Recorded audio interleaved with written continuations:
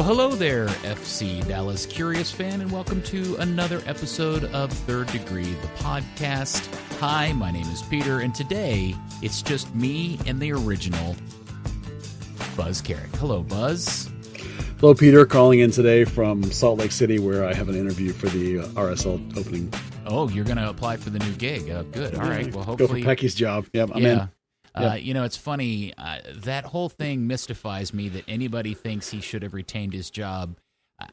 Losing your cool and throwing out some sort of slur once, I can get it. You can lose your cool and say something you don't really mean.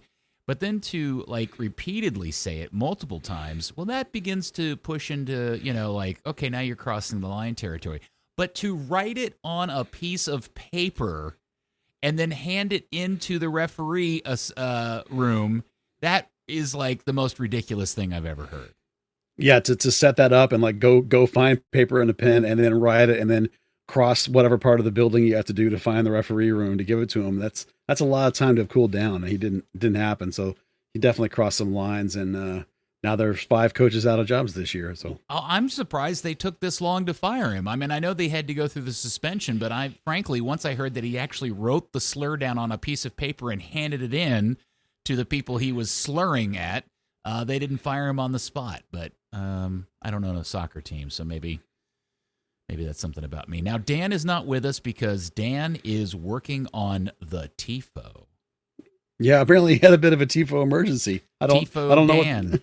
I don't know what that entails, what an emergency is. Well, but, maybe it bodes well because this is for the Houston game a weekend from now, and that's always a big one. And I know everybody loves to put up some sort of meaningful, high quality jibe at Houston via TIFO jibe. So hopefully they'll get that all sorted out, and we'll have Dan back next week. Maybe the TIFO was about Cabrera, and now they have to change it.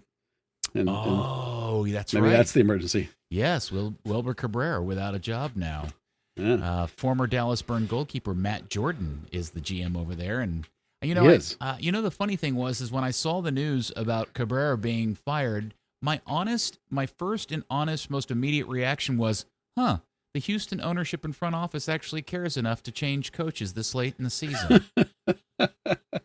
Yeah, I mean, they do. They're definitely on a, part of it is if you saw the quotes from Matt Jordan was that they had the best start they'd ever had, and then the wheels came off. So it's it's not just that they're on a downturn, it's that they're on a downturn from the best start ever. Yeah. So that's a pretty big swing, and they were pretty active in the window and went and got some big pieces. And the other problem they have is they have a complete and total disconnect from their academy. I mean, they don't have homegrowns at all.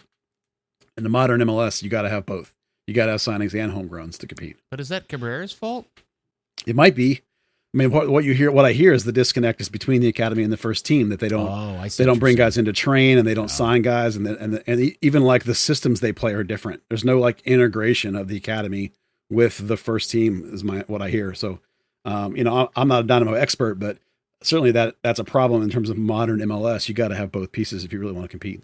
Well, you would, sure. I've also heard over the years that he's not easy to get along with, and he's not a player's coach, that players don't like him as a coach very much. So maybe he wore his welcome out as well. So who knows? I have heard that too, that he is very demanding. He's good friends with Oscar, though, so maybe he'll go down as Cholos. Well, we wish you... Oh, no, we don't. Screw you, Houston. Okay, so... Let's see. So, Buzz, we have 2 FC Dallas games to talk about since the last time we did a podcast. One is the 5-3 entertaining win at home against Minnesota United, putting an end to their winning streak, or at least undefeated streak. And then we have last night's loss in LA to the Galaxy. Which FC Dallas is this? Please stand up, Buzz. Well, can it be both? Is that allowed? Yeah, sure. The first game is against a team that's rotated the majority of their squad, which hasn't always gone in Dallas's favor. We already talked about the Red Bulls when they came in here. But when you're having a goal drought and you're trying to get things going, and you play a team that's going to play a bunch of reserves, things go well, and your young team excels and looks good and looks exciting, and they put 5 on people. And then you turn around and fly to Los Angeles, which is a place that Dallas has historically not performed well at all, despite the fact that they won 5-0 against the Galaxy. It's a very difficult place to play. They've just added Pavone, which is a huge add. They've got 4 or 5 players that are not even within stratosphere of what Dallas can afford. And now your team is worn out and tired and young and is unable to break down LA just as they've been unable to break down anybody else. So both those games are exactly the kind of thing you expected out of the team FC Dallas is. So that's the answer. It's both. Both those teams are FC Dallas as it currently stands. Okay, so explain to me, Buzz, how in the Minnesota game a team can have 11 shots on goal in one game and 1 shot on goal in the other. Well, part of that, of course, is that the defense that you're playing against, but it's an aspect of what they've been working on a lot lately, which is this idea that they're not a team that crosses the ball high in the air because they don't have any height. So they cross the ball low and driven, and they were trying to get extra runners into the box. That was why they changed formations, and they moved Jesus Ferreira up, not up for him, but up for that position, and played him sort of parallel to Paxton. And Jesus took advantage and got into the box under the striker and got 4 or 5 shots. I can't remember how many it was. And other players took opportunities to make those runs and get that extra guy in there, and it paid off. Even late in the game, Cervantes' 2 goals, both were the extra player coming into the box and scoring. And then you face LA, and they run the same low block, but they ran it a little higher up the field. And Dallas, as we know, can't go over the top really.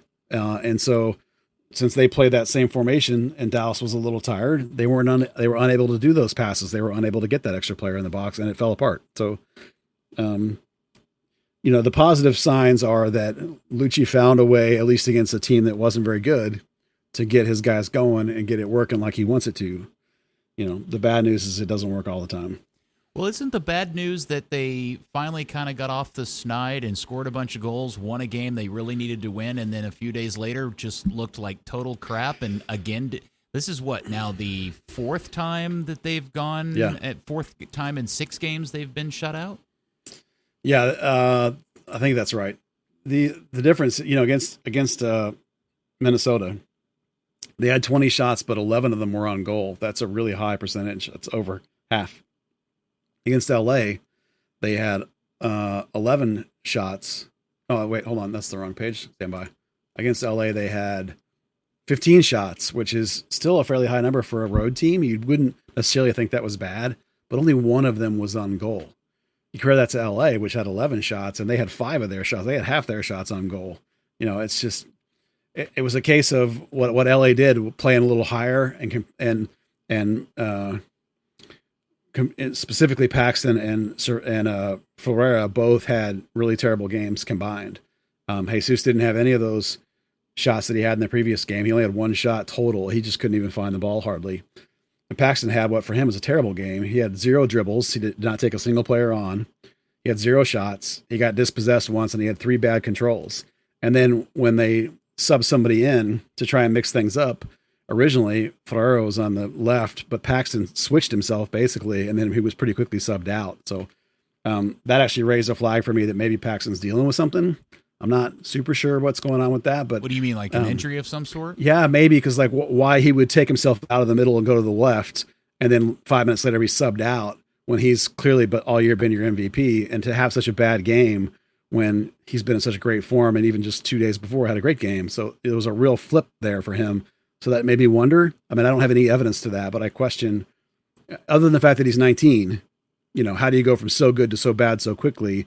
Other than LA obviously really made a concentrated effort with their midfield to try and deny Paxton and Ferreira space and let them getting into those lines and getting in between the lines and break those lines, which is the key to what Lucci had him do last game against Minnesota, where it worked when Minnesota didn't have the experience in the middle and didn't know how to stop that. I mean, really, DeSantos was the difference mostly for LA, denying those guys opportunities. It was kind of impressive to watch, really. For a team that doesn't press and doesn't really defend, they kind of just hold their positions. They completely stifled what Dallas was trying to do. It was crazy to watch. Yeah, so back to the original question of which one is the real FC Dallas, and you suggest both. There probably is something to at least ask about when it comes to one team that Dallas played, the game they won, was a very much a watered-down version of its best self. Yeah. And also on the road, or at least Dallas was home and Minnesota was on the road. And the other is a team that's kind of powering on all cylinders as much as it can, including this brand-new guy, Pavone, who Zlatan has already said is too good for the league, and that's another conversation.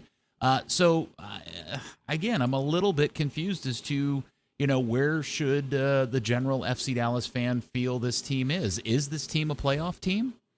Well, it is a confusing team. And maybe that's the nature of being a young team and a young coach. I mean, we say that a lot, but it's a team that is up and down. And you want to compare it to Pavone, just since you brought him up, he had 6 dribbles at people, and was only effective on 2 of 4, but was at least partially involved on both goals. Made a difference in the game.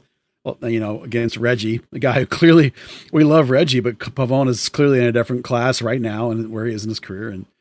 And so that was a tough one for Reggie. But, Dallas is a team right now that has a bunch of strikers, Barrios, Baji, Ferreira, Mosquera, whoever you want to bring in, Garden Snake, Coleman. They have a bunch of strikers that are not particularly good at finishing. So, when they figured out against a team how to get an extra guy in there, and were able to take their time and get their shots on goal, they score and it's effective. When you play against a team LA that's really experienced, doesn't give you that time, doesn't give you those balls. They don't have anybody that can shoot. I mean, they had hardly any passes into the final third in that game. They resorted to Brian Acosta blasting the ball from 40 yards out and trying to make all these long passes that none of which connected. So, it'll depend which team you get for Dallas going forward. It's going to depend entirely on who they're playing, how good that team's defense is, how prepared they are to face Dallas. If you run into a bad team, like maybe Montreal this weekend, we don't know, that isn't prepared to handle Dallas's interesting, exciting players and isn't able to handle that extra player in the box, then maybe Dallas has a really good game. But you run into anybody that's got a good defense, and it's going to be a bad night. Just to admit, I fell asleep for about 20 minutes of the second half last night. The game was so boring and so interesting in so many ways. I woke up at some point. Maybe it was when Zlatan scored or Zlatan did something. I woke up. It was not an entertaining game, which was so weird because the Minnesota game in comparison, and I guess any game with 8 goals in it is going to be entertaining, but Dallas just looked like it had a different gear and a different attitude. And I will repeat what I said at the beginning of the season. This is absolutely not a playoff team, and I think that becomes more and more obvious as every week goes by now. Is that the quality of play from this team when it doesn't have its head right with ball is pretty disturbing and really begins to show the lack of overall talent in comparison to the rest of the league. Yeah, I think that's fair. It was a boring game. LA kind of choked the life out of the game by the way they play defense because they're kind of old, so they don't chase. They just set up in a good block and make you break them down. And Dallas, as we know, can't really break people down. So, the real frustrating part is that the game was there for the taking. For the first 60 minutes, FC Dallas was the better team and had the better chances. I think they had, let me see where to go. Oh, before 60 minutes, they had 11 shots. I wrote this down. And afterwards, they only had 4. And it was like LA to that point didn't have much of the ball. But then after about the 65th minute, all of a sudden, LA made a change. They brought in a Tuna on the right, and it changed their whole team. And all of a sudden, they had the ball. And all of a sudden, Zlatan's firing shots. And all of a sudden, Pavon's breaking ankles. And they're winning the game. They made it look easy in the end. So that's what's so frustrating about Dallas. And this one, that's actually a point we might put on Lucci because he ran the exact same 11 out and didn't change it up at all. And when you have a midweek game and a game this weekend, you probably got to rotate some people somewhere. And to go back to back with the exact same guys, it's no wonder they ran out of gas at the 60th minute. What did they expect to have happen? And the subs they brought in had no impact at all. I mean, that was the worst part. Cervania had no passes into the final third, no shots. Gasse had 4 passes. All of them were backwards towards the midfield and had 1 shot. He tried 2 dribbles and lost both of them. Cobra had 0 shots. I'm sorry. And was 3 I'm for. Sorry. And now you have $2 to put in the jar. Snake, I know. Well, I typed it that way, so I shouldn't have said it that way. But Garden Snake had 0 shots and was 3 for 4 in passing. So by the they way, ran out of gas and no sub was effective. Hold on. I just want to, because I want to go back to last week's pod. Did you pay attention and note his inability to win an aerial ball under pressure. Yeah. I mean, to me, that's one thing we've talked about a bunch is that, earlier in the season, I should say, one of the ideas that they had about maybe how he could be useful was that you could bring him into a game late and he would get into the box, he would bang some bodies and he would knock down a couple of headers and maybe he could steal you a goal that way. But now we've learned, and this is something Lucci's learned and we've all learned watching him, is he can't do that. No, he's just he's just a big pillow. That's all he is. Yeah. Now the other guy, Jossie, of the two, because he, in theory, is a byproduct of this new regime and front office and this Zanata guy and his particular skill set that Dan seems so excited about, even at the detriment of the late Fernando Clavijo, about how great he is at talent judgment and signing and selling players. I'm not sure if you could equally take a measure of which guy is more worthless on the field for this team. I've yet to see anything from either one of these guys that indicates anybody who's scouting for FC Dallas has any idea what they're doing. Yeah, I think if I had to pick one, I would think that the Snake is worse. When I watch Gayassi play, at least I see a little something that I think, if they harness that right, maybe that's worth a little something. But part of the problem with him is that I actually would like to see him play on the other side. I'd like to actually see Gayassi play right, because what he wants to do is cut in and shoot a la Roland Lamar on his left foot because he's a lefty. So, but so far I 100% agree that this does not look like the impact signing that we were expecting or hoping. And certainly when every signing you've made this year, except for Bresson, Costa's been about 50-50. So 2 of the 4 are complete busts and one of them's 50-50. That's not going to bode well for the prosperity of your season, when particularly the one you do in the summer window, when LA brings in Pavon and he looks amazing and even out of shape, he looks amazing, looks like a difference maker, and Gayassi is not a difference maker. So put a pin in that for a second. You brought up Acosta. Where are we right now on Brian Acosta playing the holding mid position as a 6, wearing the number 8? And do we feel like he's stepped his game up? Is he playing it better, or is it still the detriment that we kind of talked about the last few weeks? Well, what we talked about beginning to worry with him is that he would drift out of position a little bit. And so far, in the 2 games since then, when he's playing as a single 6, I haven't noticed him doing that. It may be that because he's on his island, maybe he's being a little more disciplined. Defensively against LA, he had 2 tackles, an intercept, 3 clears, 4 fouls. That's a lot of fouls, but at least he's hitting people, drew a yellow card. And his passing at a relatively decent clip too, if you want to add the offensive side, 86% on the road is not terrible. By the way, now I'll come back to it in a second. So as a single holding mid, he's been okay. Other than the fact he hasn't made the defensive drift out that we were worried about, my biggest complaint is that his best skills are as an 8. It's that being that guy that can pop in under the strikers and actually hit a shot from the top of the box. Now from 40, no, he's not gonna hit that, but he can hit one from the top of the box. So they're using him out of position, which bothers me. But Lucci's convinced he can do it, and the other option right now is probably Cerrillo. And again, 18-year-old kid. Has had a tough time since he came back from the World Cup. I don't know that he's ready to be that guy, so it's going to have to be Acosta. Yeah, if you just want to put things into perspective, the 3 substitutes, when the game was tied 0-0, he takes off an attacking player, albeit not a very good one, in Santiago Mosquera for Brandon Cervena, and then they go down a goal, and his attacking options are Jossie and Andresic. And we pretty much know that's, and by the way, you're taking off Paxton Pomykal and Jesus Ferreira for those 2 guys. So your 2 of your 3 best attacking options are now off the field, and Pax and Ferreira, and you've thrown on 2 guys that have yet to show that they can do anything for the team. Yeah. And that really encapsulates the big problems with this roster for Lucci. Yes. Admittedly, Paxton and Ferreira had poor games. But Lucci's got the guys on the bench that he at least thinks are the best option that he has, and this isn't on Lucci, that part. Lucci didn't build this roster. The front office built this roster. I'm sure Lucci was consulted. I'm sure he's involved, but this is the problem that Oscar Pereira had too. A lot of times he's like, I ask for things, I don't always get them. So sometimes you have to. Lucci's trying to play with the cards he has, and for a young guy, he's doing a pretty decent job. I think there's some mistakes, and we'll break his whole season down at the end of the year. But for what he had, you got to roll the dice when your two of your attacking players and your best player are having really bad games. You got to try something. You're down 2 goals. At that point, you roll the dice and you bring in what you got. Now, granted, they weren't good, but it is what it is. I mean, part of it too. Think about it this way: if you're Lucci, you have to make it abundantly clear to the powers that be that the guys you've given me aren't good enough. Here, I'm going to show you, and you're going to play them.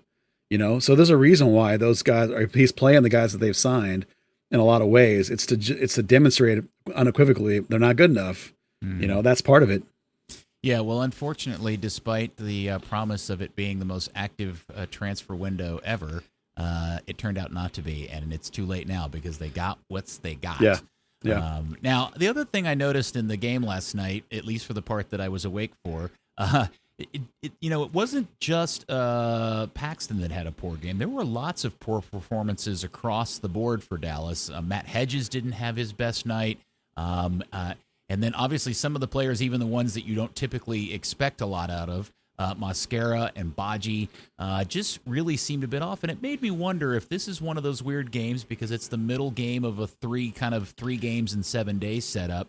There's just the mentality of the team switched off, and maybe some of that does fall to a rookie coach who doesn't yet know how to kind of modulate that over the course of a season.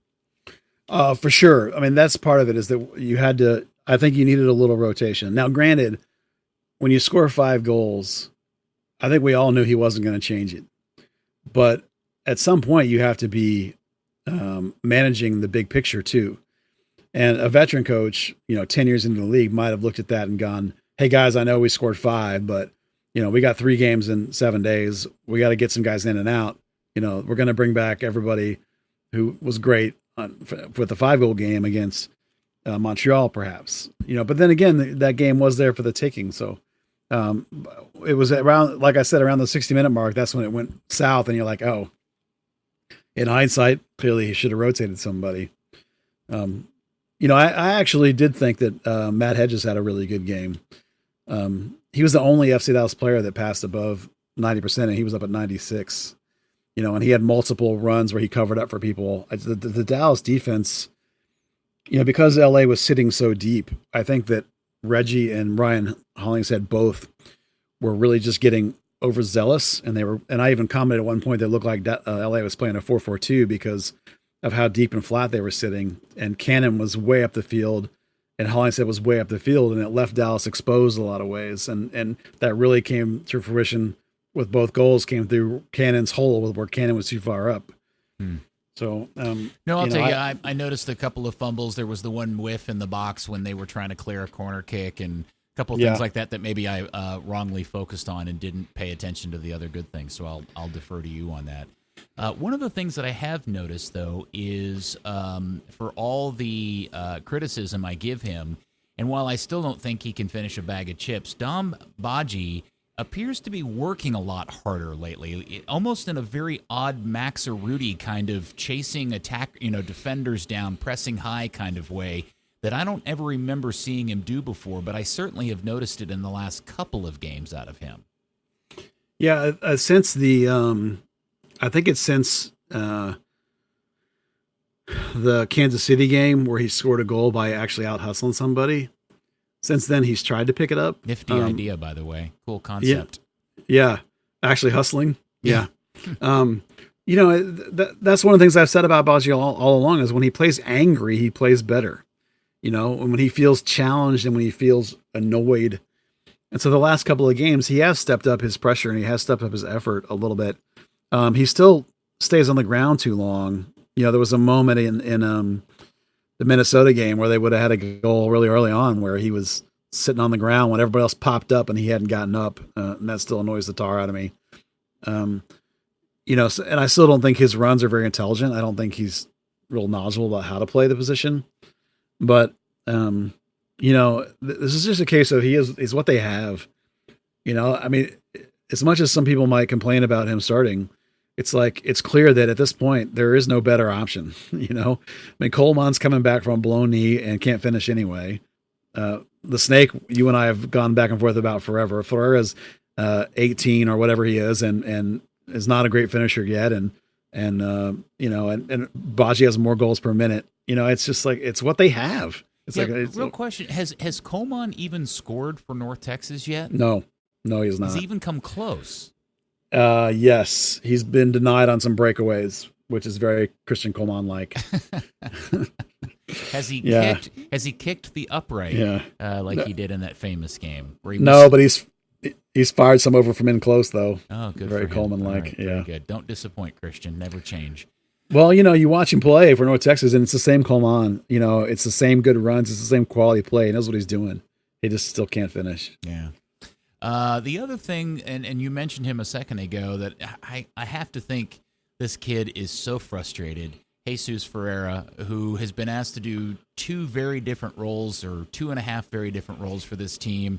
They brought him in. Everybody was excited about his finishing prowess, and he kind of dazzled people earlier in the season. But as the other teams began to figure Dallas out and what Lucci was trying to do out, his effectiveness has started to wane, and his need to come back into midfield started to grow, and now to the point where he's just playing a flat-out midfield position. How do you feel he's doing so far in that role? Well, against Minnesota, he took advantage of the inexperience of that team and had a lot of hay, if you will, in the hole. That extra player, that extra body. Although 2 of his 4 shots were blocked in that game, but against LA, who's a more disciplined team defensively, they don't chase. So you're left trying to do it on individual skill. And he's not necessarily a great dribbler. He's a good passer, but he's not a good dribbler. So he can't like break a guy down like Paxton can, or Paxton usually can. Paxton didn't do that against LA, strangely. So Jesus is a mixed bag. My guess on the shooting, he only had 1 shot against LA. My guess on the shooting is that he's thinking about it. Is that he's now worried about finishing, because we're all talking about finishing. His coach is talking about finishing. The media is talking about finishing. The fans are talking about finishing. So he's thinking about it.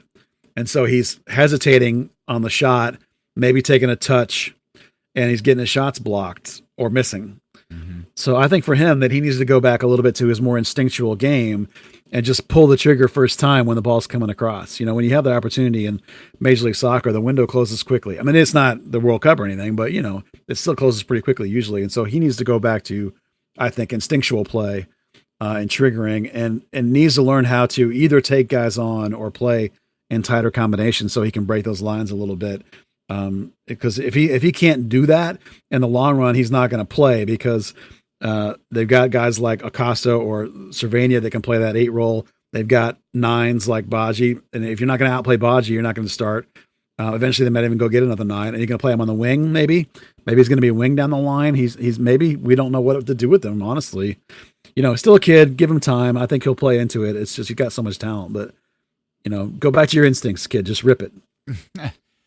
Well, so what that means is they've got a 3rd game coming up this weekend against Montreal, which is an odd team into itself. It is in a playoff position, but man, they are in the worst funk going on. They've lost 6 of their last 7 games, 2 in a row, as a matter of fact. The last win was an oddly placed 4-0 win over first place Philadelphia, which makes no sense in comparison to the rest of the run that goes back to the end of June.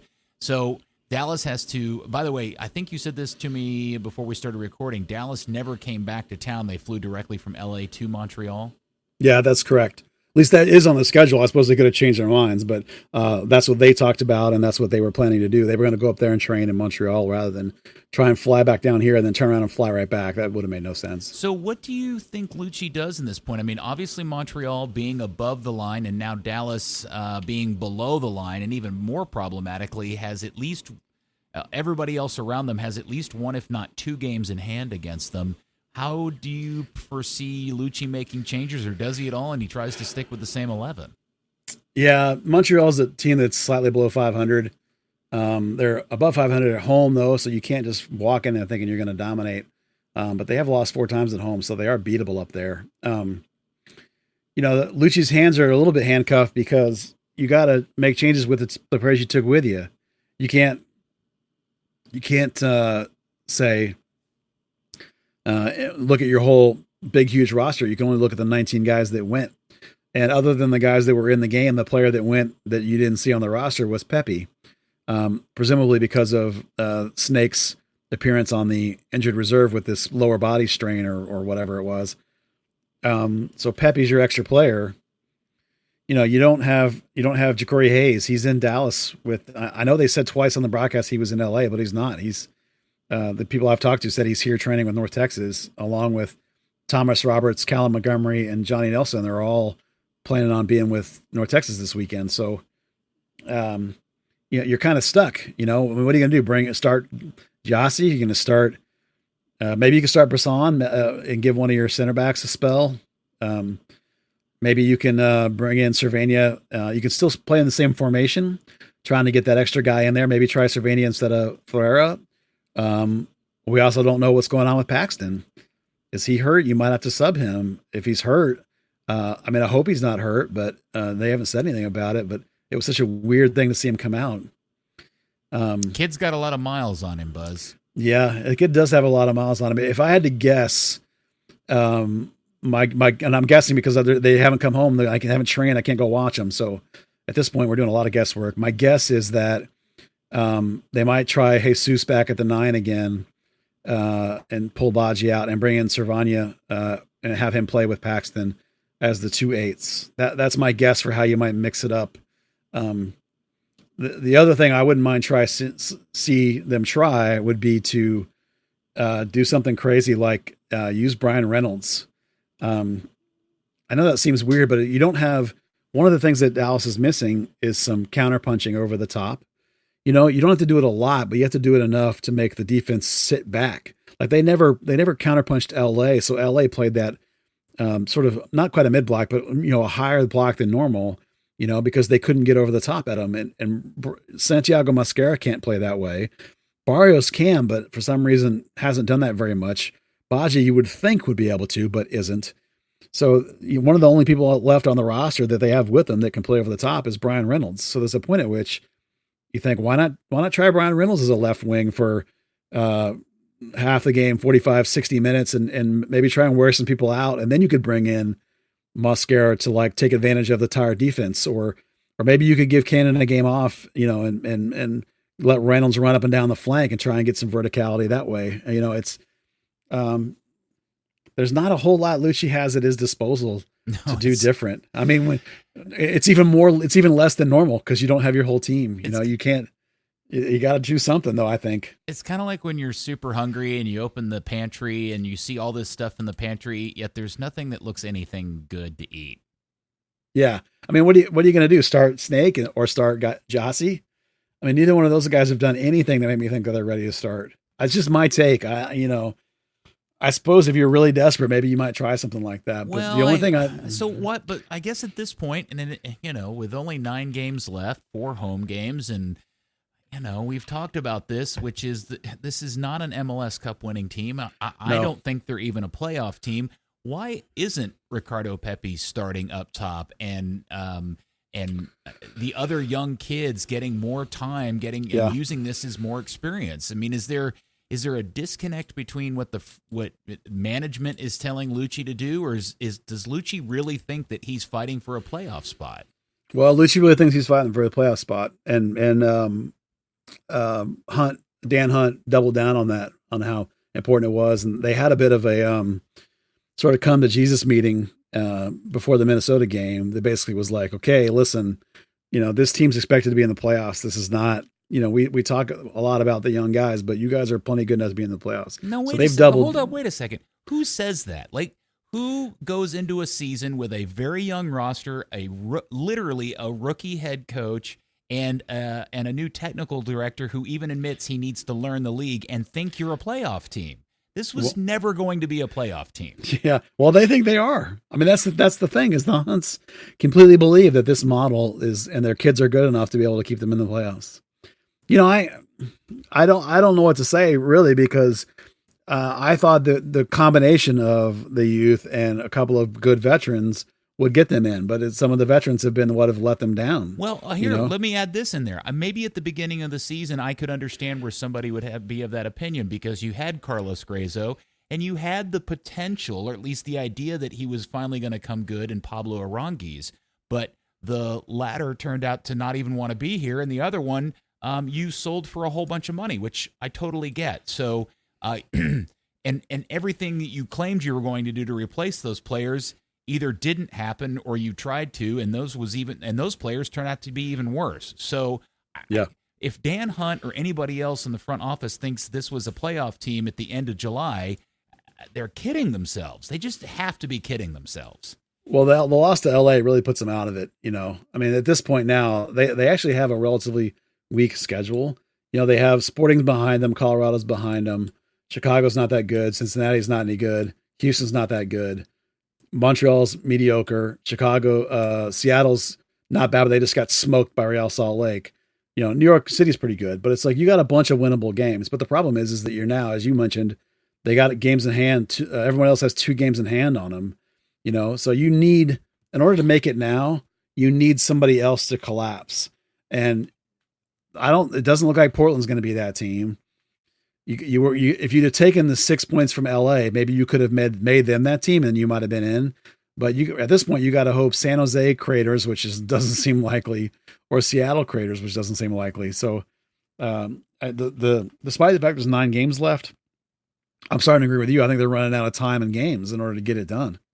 Well, and I think the other part of it is if you just go back and compare their track record against, as you say, they have a lot of weak teams left in the last 9 games. If you just go back and look at their record against other weak teams, it isn't very good. They lost to Kansas City 2-0. They lost to Orlando 2-0. Portland they lost, who was behind them in the standings at the time. Toronto, they beat Toronto. They tied at home against Vancouver.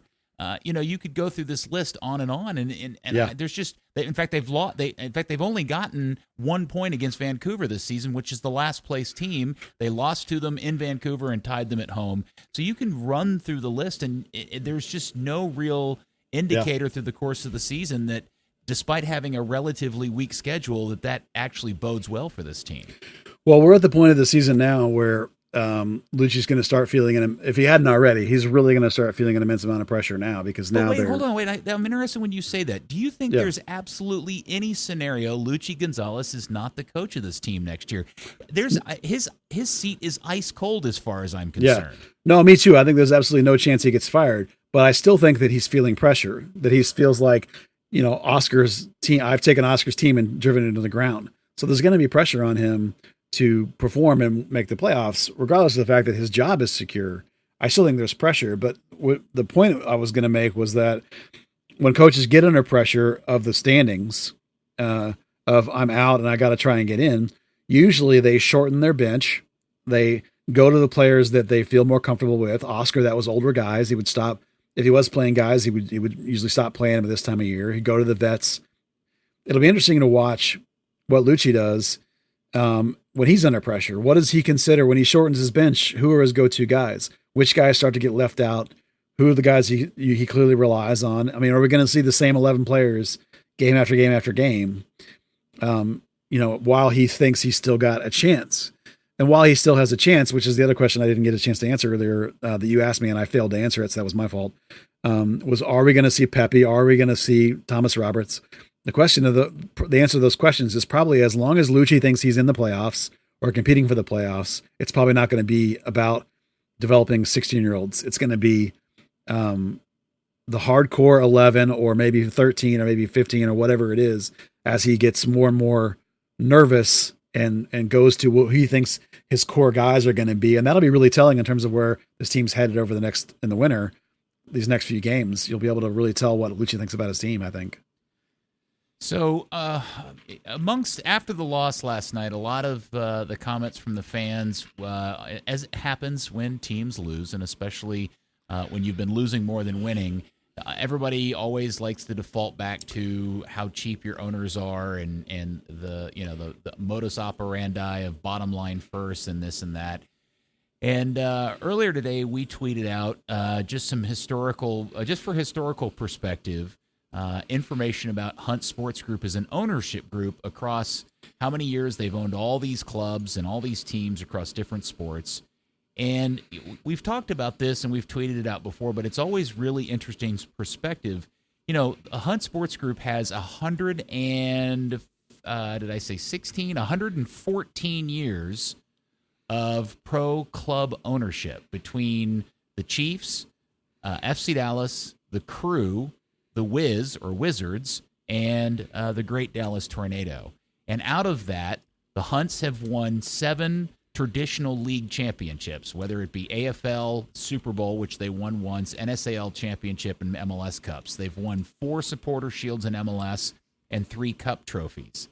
And I guess the question, Buzz, is that a notable and impressive track record for an ownership that counts across 5 different teams and 3 different sport leagues?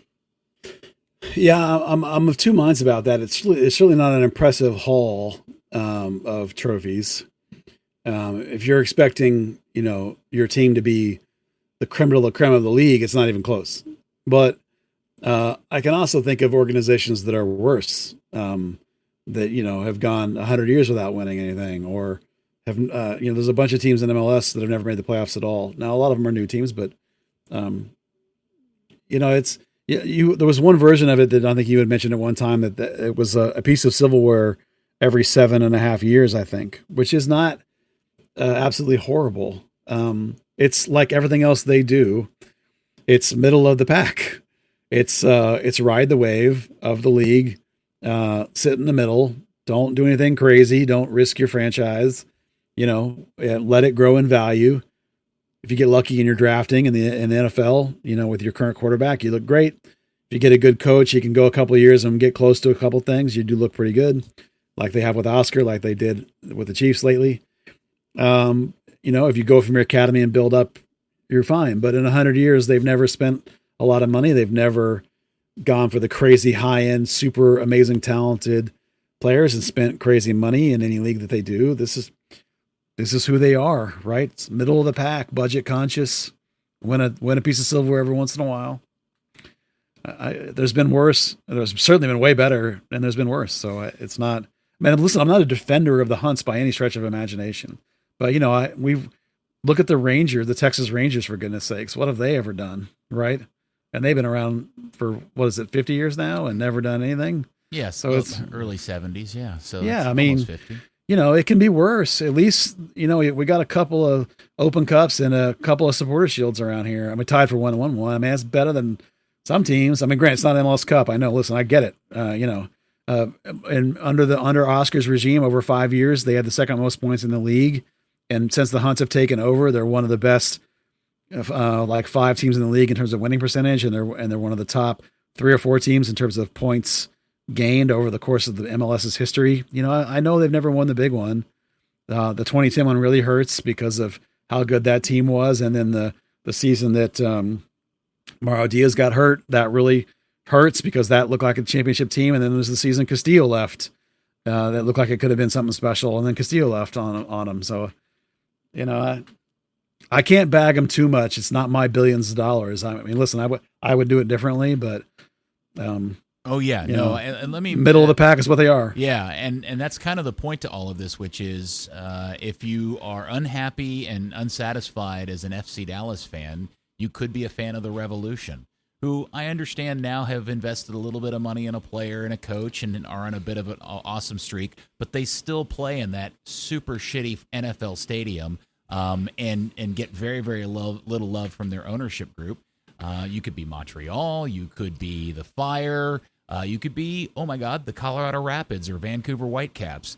And because there are many things that the Hunts have done that we all truly admire and love, which is the growth of the academy. The problem is, at the end of the day, when it comes to the one thing I think most of us really want to see this team do, which is win an MLS Cup, it just feels like it's going to end up only being in that one weird bizarre season where everything tends to fall into space, and somehow all the stars align of homegrowns, of the best homegrowns this team has ever accumulated, and maybe a couple of veterans, that finally allows that to happen sometime before I die. Yeah, that's basically, as we just said, that's their modus operandi, right? They're just going to have to wait for it to all come together. And even aside from MLS Cup, just in terms of like, we'd all like to see the place sold out, right? We'd love to see it packed out. We'd love to see soccer be relevant, and all that is contingent in the new MLS with these teams like Atlanta, these teams like LAFC, these teams like Inter Miami coming. These new kids are doing crazy stuff, and I don't know the Hunts are going to keep up. Yeah, so you just have to resign yourself in a way. People talk about all the time. You think about Newcastle or Arsenal, or we're not in Arsenal now, but previously when you would hear of these teams talking about fans doing walkout or not buying season tickets, and vote with your dollars. And I tend to tell people, I think that's exactly what you're seeing in Frisco week in and week out, is the general. A massive collection of soccer fans in the DFW area are absolutely voting with their entertainment dollar by not attending FC Dallas games because they don't like the product. They don't like the game day experience. They don't like whatever the aspect of it is. They don't like the fact that they don't buy big names. They don't like driving to Frisco. They don't like the fact that it's a dome, not a dome stadium. Whatever it is, It's a consumer choice. But the reason why the stadium isn't full is because people are voting with their entertainment dollars. Yeah, the word I like to use is relevant. It's like, to the average sports fan or to the average entertainment dollar, it's just like, it just doesn't register half the time. And we've talked about one way you could maybe get around that without having to spend millions on DPs is to invest in a young, your young local kids and try to make your Dak Prescott type player out of Paxton. And since I'm just talking about Paxton right now, let me real quickly drop in that I'm starting to hear chatter through the grapevine that FC Dallas has started negotiating with him on a new contract. So I don't know any details or who's made any offers or whatever, but I understand that there's some people are talking. So I'm sure it's not Paxton. I'm sure it's his agent or whatever. But at least that's positive. At least they're going to try and get him locked up and for a couple of years anyway, and hopefully make him a star. That'll be nice. I mean, that'll be something. But this is the Hunts. They're not going to spend the crazy money. It's like you have to accept the fact of two things when you're going to have to follow this team as a fan. The Hunts aren't going to spend crazy money, and they're not going to sell this team. This is their Lamar Hunt legacy team now. This is all they have left for their father's soccer legacy, so they're not selling it. Is there any truth to the rumor that the deal they put on the table for Paxton is largely made up of lifetime collection or a supply of AboCare Spark packets and coupons for Chick-fil-A chicken biscuits? Yeah, it's the Chick-fil-A card. That was the big part of it. Everyone wants one of those, the Chick-fil-A card. Yep, I would kill for one of those. Me too. Yeah, look, it's easy to knock all of this stuff, but at the end of the day, it is the reality, and you're right. They're never going to sell the team, and there are a lot, and I still contend there are way worse situations than this. And maybe one of these days, all the dominoes will fall in place, and we'll have the most kick-ass team made up of 18-year-olds, and we'll go out and win an MLS Cup, and I won't be dead by the time it happens. Yep. Well, I think the younger generation of fans are less patient. You and I are old enough. We remember when there wasn't pro soccer. Like from the end of the North American Soccer League to the start of Major League Soccer, there basically wasn't pro soccer. I mean, there was the A-League kind of semi-pro-ish, and there was indoor, but it's not the same thing. No. And so a certain part of me anyway, I don't love that the Hunts don't want to spend any money, but what I do like is their family love of this soccer, and they're going to put their money into it and make it stable as much as they can, however they feel is appropriate. And now they're investing in youth, and that's exciting to me. So, because I know that that's a sustainable, that you can have sustainable quality product, maybe not MLS Cup winning product, but a better than average product if you have an outstanding academy, and there's plenty of talent here for that. So, those parts excite me. Obviously, I'd like to win an MLS Cup, but if it doesn't happen, sometimes it's good just to be good all the time. And I forgot to mention this earlier. I did want to take a minute to discuss Reggie and the whole spitting incident that happened against Minnesota, which was a really, really weird and bizarre. Did we ever find out what caused that, or the impetus behind him spitting at Cannon in the first place? No, neither one of them have mentioned anything that caused an instigating event. Reggie's a pretty nice guy, so I don't know what he would have said other than just like, I'm whooping you. I guess maybe something like that.